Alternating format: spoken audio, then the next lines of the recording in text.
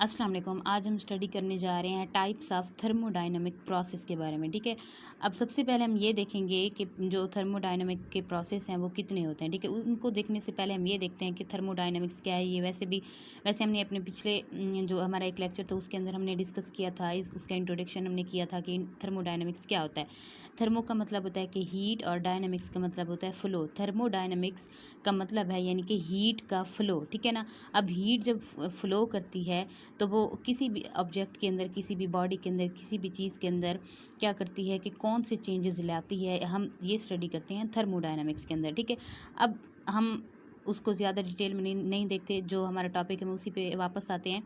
हम स्टडी कर रहे हैं कि टाइप्स ऑफ थर्मोडायनामिक प्रोसेस। ठीक है, हमारे पास 5 डिफरेंट प्रोसेस होते हैं थर्मोडायनामिक के। एक हमारे पास होता है सबसे, एक होता है आइसोथर्मल। ठीक है, उसके बाद होता है एडियाबैटिक, एडियाबैटिक के बाद आइसोबैरिक और आइसोकोरिक, और एंड पे हमारे पास होता है साइक्लिक प्रोसेस। ठीक है, अब सबसे पहले नंबर पे अगर हम देखें तो हमारे पास है आइसोथर्मल प्रोसेस। ठीक है, अब देखें आइसोथर्मल, हमारे पास दो अल्फाज का मजमूआ है। आइसो का मतलब होता है सेम, और थर्मल का मतलब क्या होता है, हीट, टेम्परेचर। यानी कि ये ऐसा प्रोसेस होता है, हम कह सकते हैं कि ये ऐसा प्रोसेस है जिसके अंदर जो हीट है, टेम्परेचर है, वो सेम रहेगी, कांस्टेंट रहेगी। ठीक है, यानी कि जो चेंज इन टेम्परेचर होगा will be equal to zero. अब अगर हम इसकी एग्जांपल देखें, लेट्स सी हम एक इसकी एग्जांपल देखते हैं। फॉर एग्जांपल हम क्या लेते हैं कि हम एक फ्लास्क लेते हैं। ठीक है, हम एक फ्लास्क ली, हमने उसके अंदर हमने डाल दिया, यहाँ पे उसके अंदर पहले से क्या मौजूद है, पानी मौजूद है। ठीक है, अब उसके अंदर पानी मौजूद है, हम क्या कर रहे हैं कि ऊपर से ऐड कर रहे हैं उसके अंदर H2SO4। ठीक है, अब जैसे ही हम उसके एडिशन करेंगे इसके अंदर, तो क्या होगा कि ये अंदर वाला जो सिस्टम होगा, ये इसके अंदर हीट बढ़ती जाएगी। ठीक है, यानी कि ये गर्म होना स्टार्ट कर देगा। लेकिन अब हम क्या करते हैं, इस फ्लास्क को हम रख देते हैं ठंडे पानी के, सॉरी हाँ, इस फ्लास्क को हम रख देते हैं कि एक ऐसे बीकर में, एक ऐसे बर्तन में जिसके अंदर कोल्ड वाटर है, ठंडा पानी है। ठीक है, अब हमने क्या किया कि अब ऊपर से हम एडिशन कर रहे हैं H2SO4 का। ठीक है, नीचे से हमने क्या रखा हुआ है, कोल्ड वाटर, यानी कि ठंडा पानी रखा हुआ है।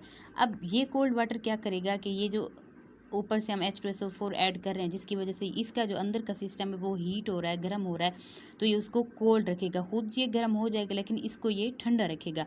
तो अगर हम देखें तो हमें यहीं से इस एग्जांपल से पता चल रहा है कि जो हीट है, टेम्परेचर है फ्लास्क के अंदर, वो क्या है, सेम रह रहा है। ठीक है, हम जितना H2SO4 ऐड करते जाएंगे, लेकिन क्या होगा कि उसके अंदर हीट प्रोड्यूस इसके अंदर नहीं होगी। क्यों? क्योंकि इसको हमने जो कोल्ड वाटर के अंदर रखा हुआ है वो इसको कूल कर रहा है। ठीक है, तो हम यानी कि हम ये कह सकते हैं कि जो चेंज इन टेम्परेचर होता है आइसोथर्मल प्रोसेस के अंदर, वो इज इक्वल टू ज़ीरो, यानी कि delta T is equal to zero.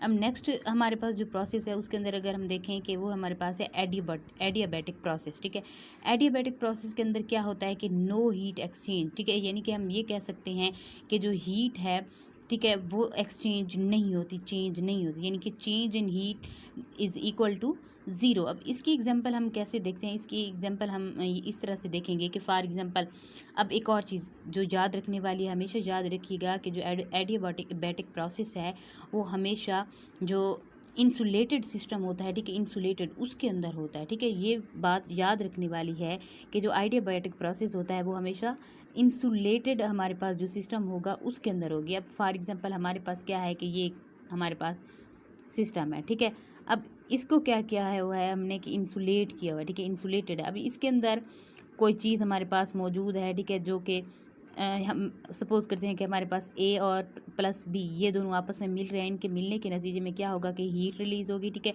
जब हीट रिलीज़ होगी, अब ये सिस्टम क्या है, इंसुलेटेड है। ठीक है, इंसुलेटेड का मतलब क्या है कि यानी कि कवर किया गया, हीट बाहर से नहीं निकल सकती। अब क्या होगा कि ये जब दोनों आपस में मिलेंगे तो हीट रिलीज़ होगी। ठीक है, यानी कि एक्सोथर्मिक हम ये कह सकते हैं कि एक्सोथर्मिक रिएक्शन होगा। ठीक है, इनके मिलने से हीट रिलीज़ हो रही है।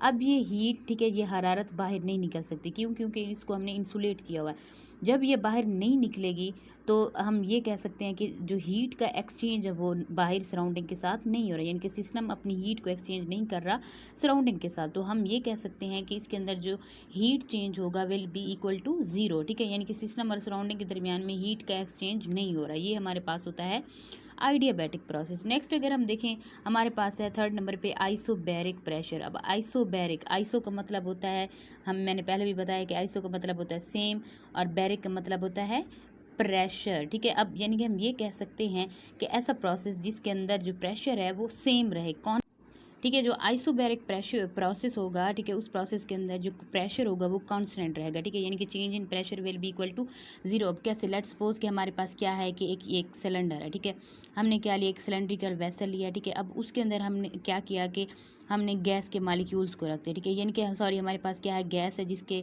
अब गैस के जो मालिक्यूल्स हैं उनको हम क्या कह रहे हैं कि n नंबर ऑफ मालिक्यूल्स है हमारे पास, ठीक है। अब हमने क्या किया कि ऊपर से हमने एक पिस्टन को फिट कर दिया, ठीक है। पिस्टन क्या है, वेटलेस है, ठीक है, फ्रिक्शनलेस पिस्टन होगा। अब हम क्या करते हैं कि नीचे से हम इसे आग देते हैं, ठीक है, शोला देते हैं हम इस गैस को, ठीक है। हमने नीचे से क्या किया कि आग जलाई, ठीक है। जैसे ही हम टेम्परेचर यहाँ देंगे, ठीक है, नीचे से आग जलाएंगे तो क्या होगा कि जो गैस के मालिक्यूल होंगे वो एक्सपैंड होंगे, ठीक है। जब गैस के मालिक्यूल एक्सपैंड होंगे तो क्या होगा कि उनका प्रेशर बढ़ने लगेगा, ठीक है। यानी कि अब एक्सपैंड तो हो रहे हैं, यानी कि उनका वॉल्यूम बढ़ रहा है, ठीक है। हम ये कह सकते हैं कि यहाँ पे जो वॉल्यूम चेंज होगा will not be equal to zero, यानी कि वॉल्यूम यहाँ पे चेंज होगा, ठीक है, ज़ीरो नहीं होगा। अब वॉल्यूम जब चेंज होगा गैस के मालिक्यूल्स का, ठीक है, तो जाहिर सी बात है ये क्या करेंगे कि ये ऊपर से ये प्रेशर बढ़ रहा है, ठीक है, प्रेशर बढ़ रहा है तो वॉल्यूम चेंज हो रहा है। अब हमने क्या करना है कि हमने ये देखना है कि हमने प्रेशर को कांस्टेंट रखना है। यहाँ पे हम उसको कांस्टेंट रखने के लिए हम क्या करेंगे कि हम ऐसा करेंगे कि हम इसके ऊपर थोड़ा सा वेट रख देंगे, ठीक है। जैसे ही हम क्या करेंगे कि वेट रखेंगे तो ये क्या होगा कि ये पिस्टन ऊपर मूव नहीं करेगा, ठीक है, क्योंकि हमें पता है कि पिस्टन क्या है, वेटलेस है, फ्रिक्शनलेस है, ये ऊपर की तरफ मूव नहीं करेगा, ये उसके ऊपर ऐसे प्रेशर एक्सर्ट करेगा। जब ये बाहर का प्रेशर अंदर का प्रेशर इक्वल हो जाएंगे तो ये पिस्टन ऊपर की तरफ मूव नहीं करेगा, तो प्रेशर जो होगा हम ये कह सकते हैं कि यहाँ पे कांस्टेंट रह जाएगा, ठीक है। अब नेक्स्ट हमारे पास है आइसोकोरिक प्रोसेस, ठीक है। आइसो का मतलब होता है सेम, ठीक है, अगेन हम वही बात करेंगे कि आइसो का मतलब सेम, और कोरिक का मतलब होता है वॉल्यूम। अब ये हम कह सकते हैं कि जो आइसोबैरिक और आइसोकोरिक प्रोसेस हैं एक दूसरे के अपोजिट हैं। आइसोबैरिक में क्या होता है कि प्रेशर कांस्टेंट रहता है, वॉल्यूम चेंज होता है, लेकिन आइसोकोरिक प्रेशर के अंदर वॉल्यूम सेम रहता है, ठीक है, लेकिन प्रेशर चेंज होता है। अब कैसे होता है, हम अगेन वही एग्जांपल देखते हैं, ठीक है। हमारे पास क्या है, एक सिलेंड्रिकल वेसल है, ठीक है। अब उसके अंदर हमने क्या किया कि हमारे पास गैस के मालिक्यूल्स प्रेजेंट हैं, ठीक है। ऊपर से हमने क्या किया हुआ है कि हमने पिस्टन को फिट किया हुआ है, ठीक है। अब हम इसके ऊपर क्या करते हैं कि वेट नहीं रखते। लेट्स सपोज कि इसके अंदर क्या होता है कि हमें पता है कि जो गैस के मालिक्यूल्स होते हैं, ठीक है, वो प्रेशर एक्सर्ट करते हैं जो कंटेनर की वाल्स होती हैं, ठीक है, जो दीवारें होती हैं उनके ऊपर, ठीक है। जब ये प्रेशर एक्सर्ट करेंगे तो ये ज़ाहिर सी बात है, पिस्टन हमें पता है कि फ्रिक्शनलेस है, वेटलेस है, बिल्कुल हल्का सा होता है, थोड़ा सा इसे धक्का लगे ये ऊपर गया, ठीक है ना। अब क्या होगा कि हम क्या करते हैं कि हमने क्या करना है कि प्रेशर हम नीचे से उसे क्या कर रहे हैं कि हम गर्म कर रहे हैं, ठीक है। जब गर्म कर रहे हैं उससे क्या होगा कि प्रेशर बढ़ेगा, ठीक है, प्रेशर बढ़ेगा तो क्या होगा कि वॉल्यूम भी चेंज होने की कोशिश करेगा। तो हमने तो वॉल्यूम को चेंज नहीं होने देना, हमने क्या करना है कि ये जो हमारे पास पिस्टन था, पिस्टन को हमने स्क्रू से टाइट कर देना है, ठीक है, दोनों साइड से हम टाइट कर देंगे, पिस्टन ऊपर की तरफ मूव नहीं करेगा, जिससे क्या होगा नीचे से प्रेशर जितना इंक्रीज होता रहेगा, जितना इंक्रीज होता रहेगा, लेकिन जो वॉल्यूम होगा वॉल्यूम कांस्टेंट रहेगा, सेम रहेगा, ठीक है। सो हम कह सकते हैं कि जो आइसोकोरिक प्रेशर है उसके अंदर जो वॉल्यूम होता है वो कांस्टेंट रहता है, ठीक है, यानी कि change in volume will be equal to zero, ठीक है। ये हमारे पास था आइसोकोरिक प्रेशर। और नेक्स्ट हमारे पास है साइक्लिक प्रोसेस। अब साइक्लिक प्रोसेस के अंदर हमें पता होता है कि एक साइकिल की तरह होगा, ठीक है, यानी कि अगर कोई मतलब हम ये कह सकते हैं कि कोई प्रोसेस स्टार्ट हो रहा है, ठीक है, कोई काम शुरू हो रहा है, वो अगर एक पॉइंट से उसने लेट्स सपोज उसने यहाँ से स्टार्ट किया अपना वर्क, ठीक है, वह ऐसे चलता जाएगा चलता जाएगा चलता जाएगा, वो आता जाएगा, दरमियान में डिफरेंट स्टेप्स आते हैं, डिफरेंट हमारे पास पॉइंट्स आते हैं, वहाँ से गुजरते हुए वो दोबारा से अपनी जो इनिशियल पोजीशन थी, ठीक है, वहाँ तक दोबारा से पहुँच जाएगा। तो उसने क्या किया कि एक साइकिल बना दिया, यानी कि हम ये कह सकते हैं कि इसके अंदर क्या होता है कि initial and final states are same, ठीक है, यानी कि इनिशियल पॉइंट या इनिशियल स्टेट क्या थी हमारे पास, मैंने बताया कि जैसे ये थी, ठीक है। अब इस पॉइंट से इसने क्या किया कि इसने मूव करना स्टार्ट किया, यहाँ से मूव करता गया या आगे जाके दोबारा से उसी पॉइंट के अंदर आएगा, उसके ऊपर आएगा, यानी कि जहाँ से उसने स्टार्ट किया था। तो हम ये कह सकते हैं कि उसका इनिशियल पॉइंट भी स्टेट भी वही है, ठीक है, और फाइनल स्टेट भी वही है, यानी कि हम ये कह सकते हैं कि जो इंटरनल एनर्जी चेंज होगा will be equal to zero, ठीक है। इसी तरह से जो इंथाल्पी चेंज होगा will be equal to zero. So this was the thermodynamics process, ठीक है। आई होप सो आपको समझ आ गई होगी, अगर समझ आ गई तो काइंडली